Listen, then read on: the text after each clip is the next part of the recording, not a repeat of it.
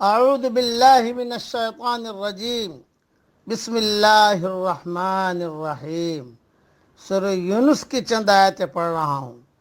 ان اللہ لا یظلم الناس شیئا ولکن الناس انفسهم یظلمون۔ یہ یقینی بات ہے کہ اللہ لوگوں پر کچھ ظلم نہیں کرتا، لیکن لوگ خود ہی اپنی جانوں پر ظلم کرتے ہیں۔ وَيَوْمَ يَحْشُرُهُمْ كَأَن لَّمْ يَلْبَثُوا إِلَّا سَاعَةً مِّنَ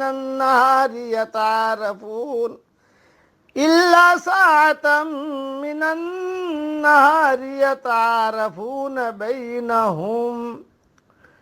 اور ان کو وہ دن یاد دلائیے جس میں اللہ ان کو اپنے حضور جمع کرے گا، تو ان کو ایسا محسوس ہوگا کہ گویا وہ دنیا میں سارے دن کی ایک آدھ گھڑی رہے ہوں گے اور آپس میں ایک دوسرے کو پہچاننے کو ٹھہرے ہوں۔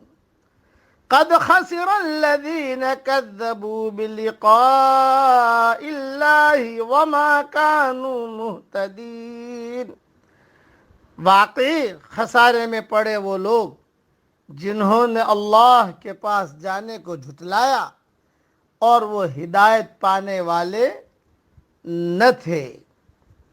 تشریح سن لیجیے تھوڑی، یعنی اللہ تعالیٰ نے تو انہیں ساری صلاحیتوں سے نوازا ہے۔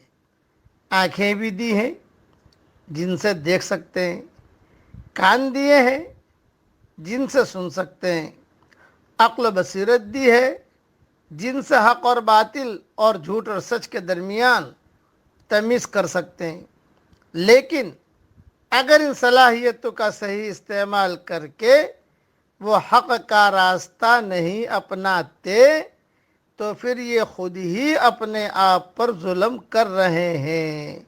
اللہ تعالیٰ نے تو ان پر کوئی ظلم نہیں کیا ہے۔ دوسرا کہ محشر کی سختیاں دیکھ کر انہیں دنیا کی ساری لذتیں بھول جائیں گے۔ دنیا کی زندگی انہیں ایسے معلوم ہوگی گویا وہ دنیا میں ایک آدھ گھڑی ہی رہے ہیں۔ لم یلبثوا الا عشیۃ او ضحاہا، جیسے سورہ نازعات میں آیت نمبر 46 میں اللہ تعالیٰ نے فرمایا صبح شام رہے ہیں بس۔ تیسرا، محشر میں مختلف حالتیں ہوں گی جنہیں قرآن میں مختلف جگہوں پر بیان کیا گیا ہے۔ ایک وقت یہ بھی ہوگا کہ جب ایک دوسرے کو پہچانیں گے، بعد مواقع ایسے آئیں گے کہ آپس میں ایک دوسرے پر گمراہی کا الزام دھریں گے، اور بعض موقعوں پر ایسی دہشت طاری ہوگی کہ فلا انصاب بینہم یومئذ ولا یتساءلون۔ سورہ مومنون کی آیت ہے، آیت نمبر 101، کہ آپس میں ایک دوسرے کی رشتہ داریوں کا پتہ ہوگا اور نہ ایک دوسرے کو پوچھیں گے۔ یہ قیامت کا دن ہے۔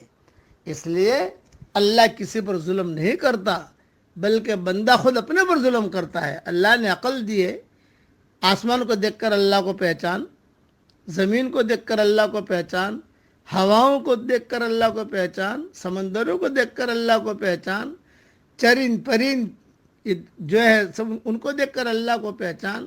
اس لیے اللہ تعالی ہم سب کو اپنی حقیقی معرفت نصیب فرمائے اور ہمارے دل کے محرابوں میں اللہ اپنی معرفت کا نور داخل کرے اور ہماری آنکھوں میں اللہ اپنی محبت کا سرما لگا دے۔ آمین۔ وآخر دعوانا الحمدللہ رب العالمین۔